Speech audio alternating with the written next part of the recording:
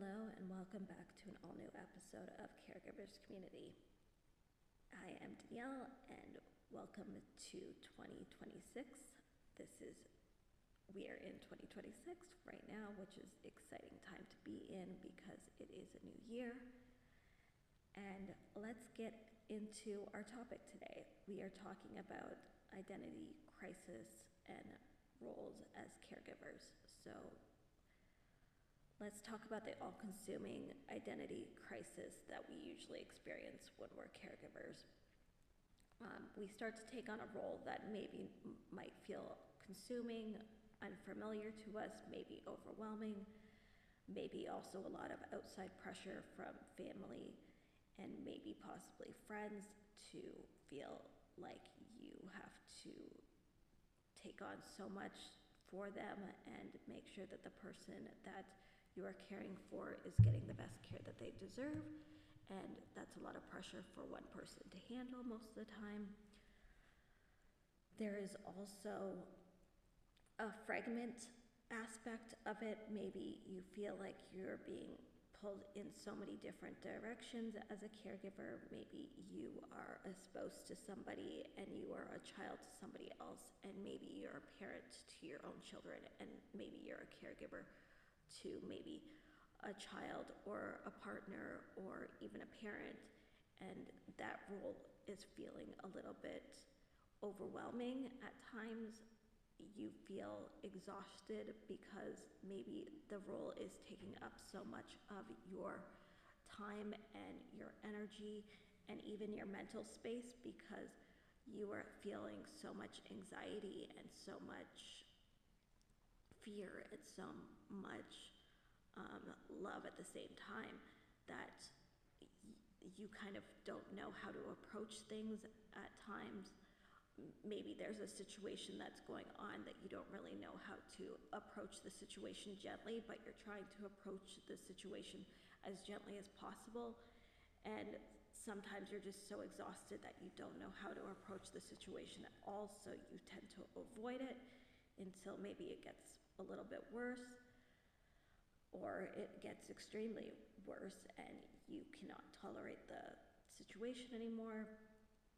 There is also a factor of just being overwhelmed with duties and responsibilities, maybe doing all the house chores and the financial aspects of everything and trying to juggle as much as you possibly can with paying all the bills, and maybe doing all the errands and doing all the house chores, and maybe even the person that you are caring for does pay a lot of the financial bills and takes care of that stuff for you, and so you don't have to think about it. But then you have to take on certain other roles, whereas like maybe you have to do the laundry and maybe you have to do the house chores, and sometimes we have so much mental space that we are taking up, it tends to burn us out because we are also dealing with our own emotional and physical aspects of caring for the person that can lead to burnout because we are experiencing such a heavy, I don't want to say burden or pressure, I just want to word this so nicely because it's not a burden or a pressure to take care of somebody that you love. It's just, there is a lot of heavy emotions that you deal with on a daily basis. There's a lot of heaviness that you deal with in your everyday life. Maybe you're dealing with your own emotional baggage and your own emotional feelings as you're going as you're dealing with the situation on its own. Maybe you don't know who to confide in. Maybe you have a support group, but maybe you don't really know how to even express yourself in the support group to other people, or maybe there's certain things that you're just not allowed to talk about because the person that you're caring for doesn't want you to talk about certain subjects, so you don't know how to navigate a situation because of the situation that's going on in your family. And when you don't have if you don't know who to turn to and ask for advice to, you tend to have a consuming aspect of, am I doing this right? There's a lot of Googling involved because you're trying to navigate the situation by yourself. So you're trying to figure out how to find advice from other things like maybe AI, because you don't know who to ask, you don't know what kind of, even how to ask the question or how to navigate a situation, and sometimes it can just be overwhelming. Maybe there's family members that just don't want to deal with the realities of the situation, so that puts even more of responsibility on you, because maybe they have a harder time dealing with the reality of the situation, so therefore you have to take on more of the responsibility and more of the emotional parts of the responsibility, because they just don't know how to deal with it because their coping mechanism is different from yours. You have to be really strong a lot of the time, which can be really consuming to your emotional and mental health, because if you're constantly having to be strong, you have really not a lot of people to lean on. That can be hard with your identity and your identity crisis, because certain people you can talk to, like let's say you're in a support group and it happens to be for family caregivers, and you are dealing with an identity crisis, they will remind you that you are still the same person that you were to begin with, and that nothing has really changed, except for maybe the role that you're taking on is a little bit bigger than it was before, but you're still the same person that likes the same things, that maybe has the same hobbies, and you're okay to have those hobbies, you're okay to have those things. Maybe it's a job situation where you feel like you're being pulled away in two different identities, where you feel like you're doing a job and you're trying to keep that identity going while also trying to juggle taking care of maybe a numerous amount of people, or maybe just one person. And the juggling of that can be really exhausting when you're trying to perform at a job where you're trying to give 100% and trying to do the best that you can, while also trying to deal with the fact that you are taking care of people that you love, and maybe that person is dealing with some kind of situation where it might be an illness or a terminal disease, and that pulls your concentration away from the job that you are doing, because you have these two identities that you're kind of having a split kind of situation where you're trying to figure out how to navigate the role of being an employee and also, or your own boss, and then also having to take care of a loved one, and your mind is constantly going back and forth to the situation at home because you're maybe concerned and worried about leaving the person at your home, and or at your home, and maybe the person needs extra help, and maybe the people that you were hiring to take care of them you're worried about. And there's all sorts of aspects of taking care of somebody in different caregiving roles. Maybe you're a full-time caregiver and you have an at-home business, and sometimes the situation, the responsibilities that you have are kind of consuming, kind of taking over your family, taking care of the business that like you have at home. Maybe there's too much responsibilities where you don't know how to pull away and do your separate work, because you feel like you have to maybe figure out how to split your time up properly so you can take care of the person while also doing all the chores and errands that you need to do, and also focus on doing your at-home business. So there's like certain hours that you have to put in to do all of those things, and you have to put in energy for all of those things, and it can be exhausting. just in general. And then there's the emotional aspect of it, of taking care of somebody that you love and having this overwhelming, consuming, maybe dread or the unknown. The unknowns are really scary because you don't really know if the person, maybe the person that you are taking care for is in a downward spiral where the situation is really, really bad and you know that the person is going to pass away and you're trying to get all your ducks in a row. And that can be really hard because you're also dealing with the emotional aspects of the unknown of grieving them before they are gone, while also experiencing simultaneously having to do everything that they used to do. And then also, how do you transition from being a caregiver to not being a caregiver anymore? That's a whole new different role. And then there's aspects of maybe the person is completely stable and or somewhat stable, and there's an unknown of whether or not they are going to go into a remission kind of perspective, or is it going to be the opposite? And when we take on a caregiving role, we tend to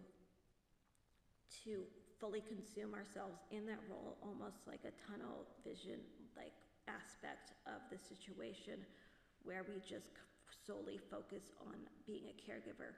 And once that role may go away, then who are you? Because you have put yourself in a position where you have only become that's the only thing that you feel like you are. You only feel like you are a caregiver. There is no other aspects of your life, and the unknowns are really scary because you don't know what's going to happen from one day to the next, let alone 1 year to the next.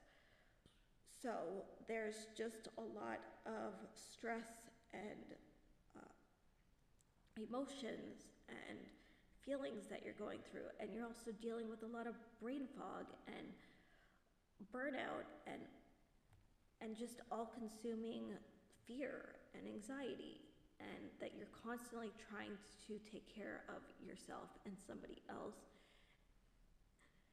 And when you're not around a lot of people, when you don't have a social life, when you don't see your friends as often as you did, or maybe you don't have friends anymore because you don't see them anymore like you used to, because there's just not enough time in the day, and there's too many doctor's appointments, and having different roles in your life, such as relationships, are really hard to kind of keep up with, because you are taking care of somebody that you love and that you want to see that person either pass away with respect and dignity, or you want to see that person live out a full life.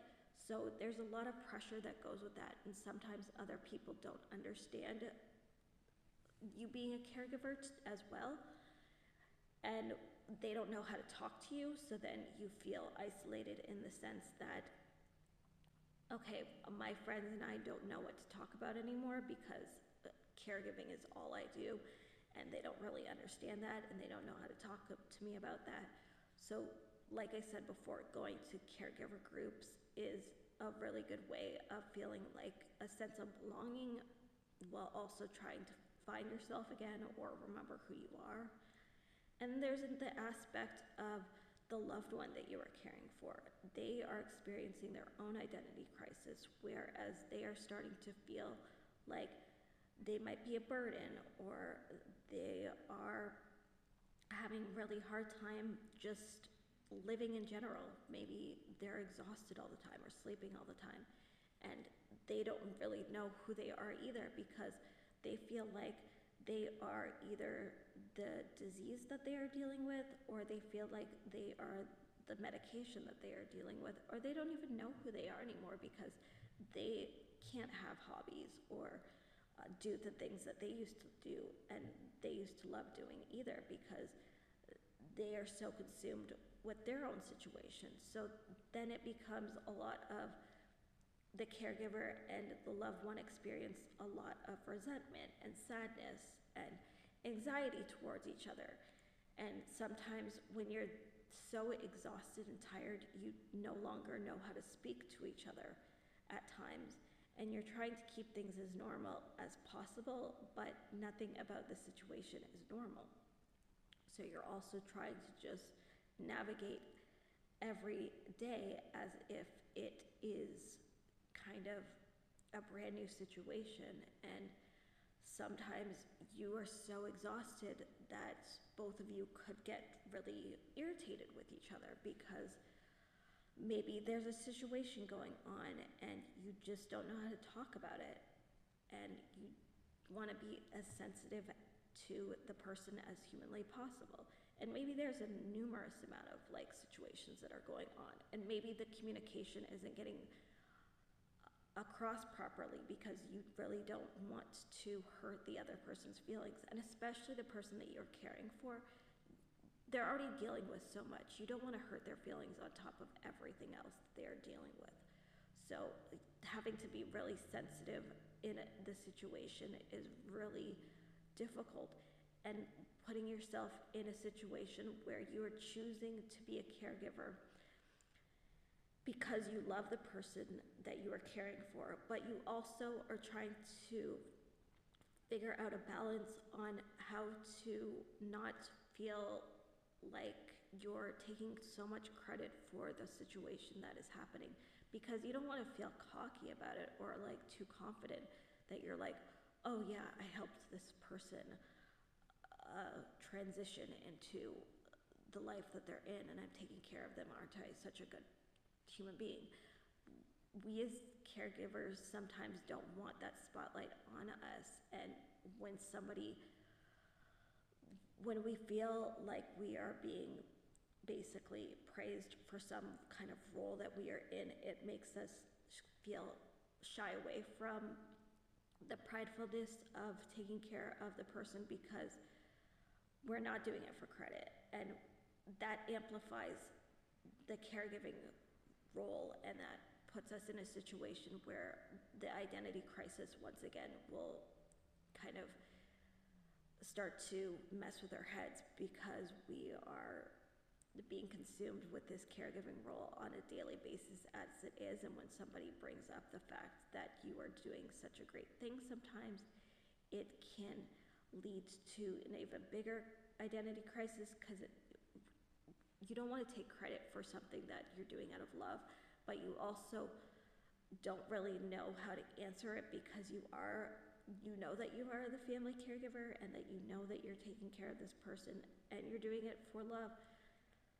And it's a really difficult situation to be in because there is a sense of pride, but also at the same time there's a sense of guilt that you are being put in a situation that feels very high pressured and very almost pressure cooker way, in a sense, that feels everything feels very heightened when you become a caregiver to a loved one.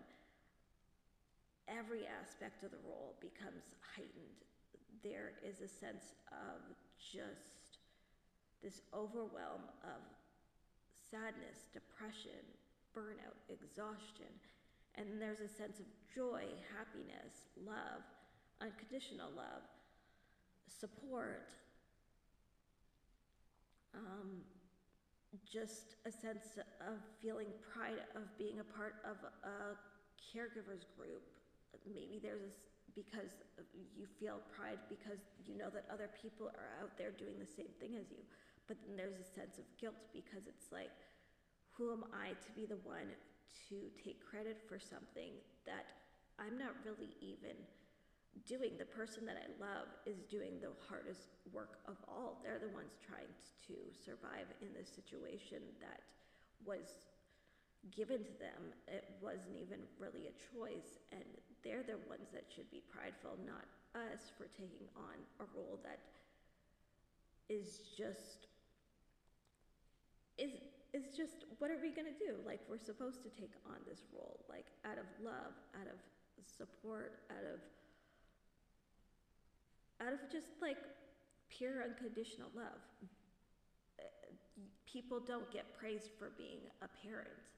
it's, you kind of feel like it's the same thing. Like, why do I deserve credit for something that I don't really need credit for? So there's the other part of like the identity crisis that you just feel really overly consumed with. And maybe you're a single person and you're dating other people, and maybe they don't even know how to handle the fact that you're a caregiver. So there's that also, that other weird situation where you're in, because it's like people don't know how to approach you or talk to you when you're a caregiver sometimes, and nobody wants to really make you feel uncomfortable or praise you because it's uncomfortable for the person. And maybe when you're dating somebody new, the person doesn't know how to talk to you about this. So going into even a new relationship can feel really difficult because you don't know how to talk to your partner about this role that you're in 24/7, 7 days a week, all year round. And talking to this person about the role that you're in, because it consumes your everyday life, and that's the only thing that you really know how to talk about. And when you're dating somebody new, maybe that person doesn't really want to talk about the fact that you're a caregiver all the time. So it's just a really confusing time to be in, and you don't really know how long being a caregiver is going to last.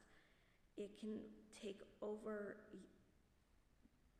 like years. It could take 30 years, or it could be 10, or it could be 5, or it could be 1. You don't really know how long being a caregiver is going to also be. So when you do take on this role, you do step into the unknown of, I don't know how long I'm going to be this person, so I'm going to try to do my best to be the best caregiver that I possibly can be. And stepping into that unknown situation of, oh, it could last a year, it could last 2 years, it could last 5 years, it could last 10 years, it could last 20 years, it could last 30 years.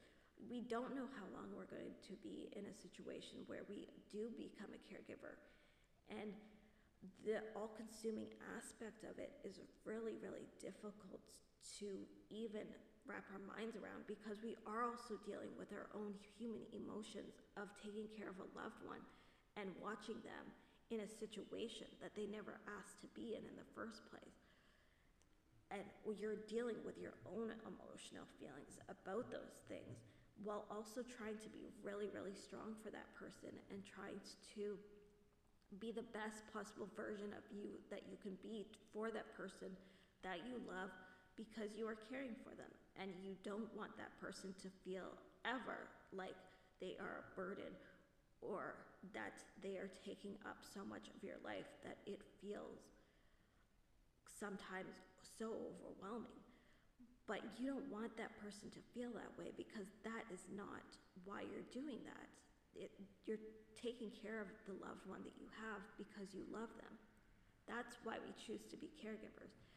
But the biggest issue is that when we become caregivers, sometimes we just don't know how to separate ourselves from the roles. So we have to find ways of interacting with people, finding new hobbies. If you have brain fog and you can't read a book, find maybe a different aspect. Maybe do a puzzle instead of reading books.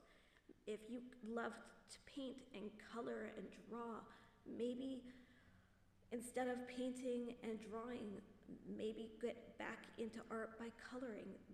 Find new ways to absorb things that were your hobbies, and find new kind of like aspects of that hobby in different ways to also stimulate your mind, because sometimes when we do become caregivers, our energy is low and there is no time to really absorb a book or to take maybe an hour out to draw or paint. So we have to find new hobbies that will make us feel like ourselves still. Maybe if you can't play sports, maybe take a walk around your neighborhood. There are other ways of you finding hobbies and finding different hobbies that are very similar to the hobbies that you used to have, but you also keep your sanity, because you need to be something other than the caregiver that you are. And because being the caregiver that you are is a really, really tough job, and being a caregiver, sometimes you really beat yourself up over everything that you have no control over. And sometimes you beat yourself up over things that you do have control over, because you're just so exhausted that you can't deal. So there are different ways of going on about being a caregiver, maybe even finding reasons to be grateful just in that day. You don't have to write them out. Maybe you just, in your mind, find 3 things that you are grateful for in that day that don't have anything to do with caregiving. And you just kind of let that sit in your brain for a little while, and you just gotta go, okay, these are 3 things today that have nothing to do with caregiving, or maybe they do have something to do with caregiving, that I'm really proud of. But it's about finding balance in our roles as people, because we all latch onto identities as human beings. That's who we are. We as human beings have to have roles. We as human beings have to have identities. So we latch onto certain roles that we do have and create our identities with that, whether it be our careers or our jobs. We latch onto certain things. Maybe it's being a parent.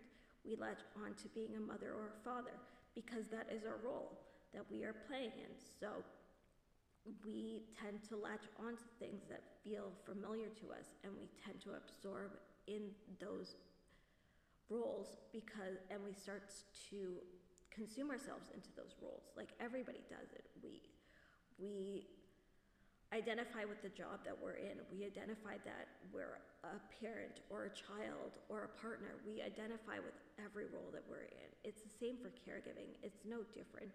It's just a matter of finding a balance in every role that we play, and finding a balance in maybe not being so hard on ourselves. And that's a really, really difficult one to say, hey, let's not be so hard on ourselves, because being a caregiver, we're going to be hard on ourselves no matter what. So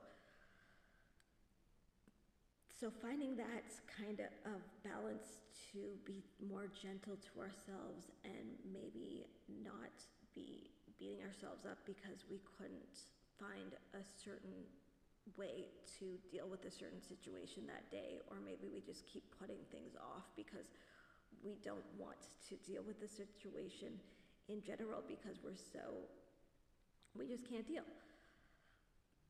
But being a caregiver is something that we should also be really proud of, while also trying to keep the balance of finding different outlets to find ourselves again, because we are going to question ourselves throughout this whole process of being a caregiver. I don't think that even being a caregiver, we know how to even shut that off, that role off anymore. I know for me, I find it really difficult to shut off, like to turn off the switch of being a caregiver. I don't know how to do that anymore. I feel like I've put myself in this situation for so long of being a caregiver, that I've identified with it for so long, that I really don't even know I don't know who I am anymore, really, without this role. And that's kind of, in a weird way, I don't even know how to feel about that. So yeah, and I'm sure that like you guys feel the same way as all caregivers. And the people that watch this channel, I'm sure something resonates with you in this video. So thank you for watching this video. I tried to give you as much information as humanly possible, while also trying to give it to you in a way that you understand. So hopefully you do understand, because it was a lot of ranting and trying to get the information to you as good as possible. But welcome to 2026, and I can't wait to keep making more videos for you guys. I'm going to change it up though. I'm going to only post I'm going to post 2 videos a month on a bi-weekly basis, because I have found that I'm not delivering the information to you as properly if I'm giving you 4 videos a month. Rather, I would rather give you 2 videos a month, because I would really rather give you the information properly rather than push out a video just to push out a video. I want to, and I'm also finding myself being really burnt out by doing so many videos. By the time the holidays rolled around, I found that I was really burnt out by juggling my caregiving role at home and also trying to film 4 videos a month. That was really, really hard for me.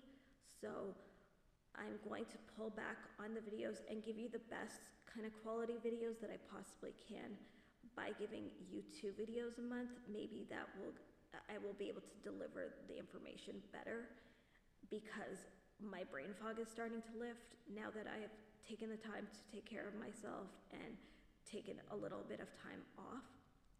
And maybe as my stamina gets better and my brain fog lifts a little bit more, maybe I'll post more videos. Maybe it will be 3 videos a month, but right now I just want to do 2 videos a month, because I really think that I want to give you better quality videos rather than push out videos constantly and have it be overwhelming for all of us.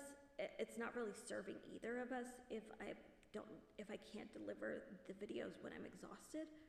So that's what I'm going to do now. I'm going to give out bi-weekly videos. They're going to air at all the same times, Tuesdays at 7 p.m.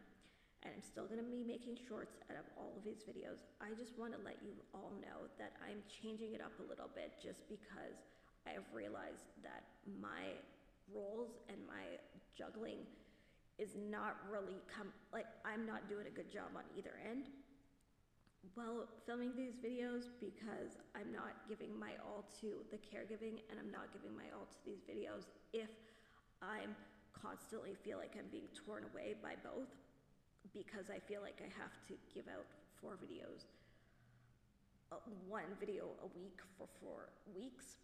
It's just not working anymore.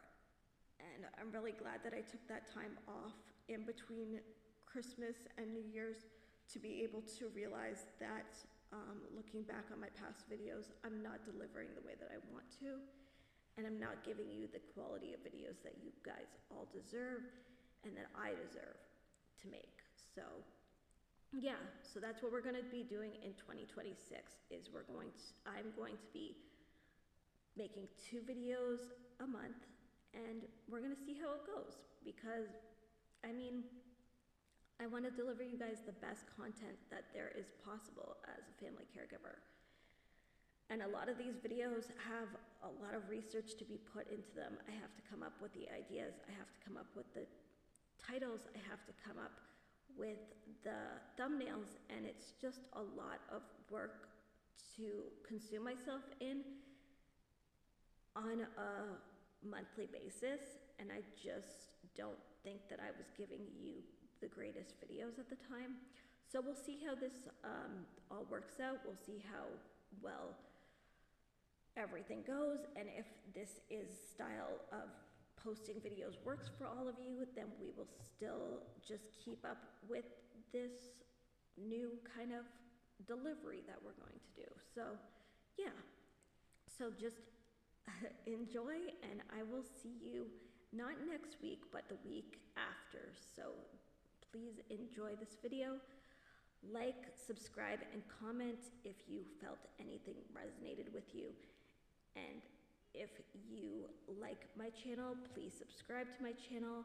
The more subscriptions, I really do appreciate. The more views, I really appreciate all the comments and feedback that I receive from all of you. I'm just really grateful that I'm able to do this YouTube video while also being a caregiver at the same time. So this YouTube channel means a lot to me.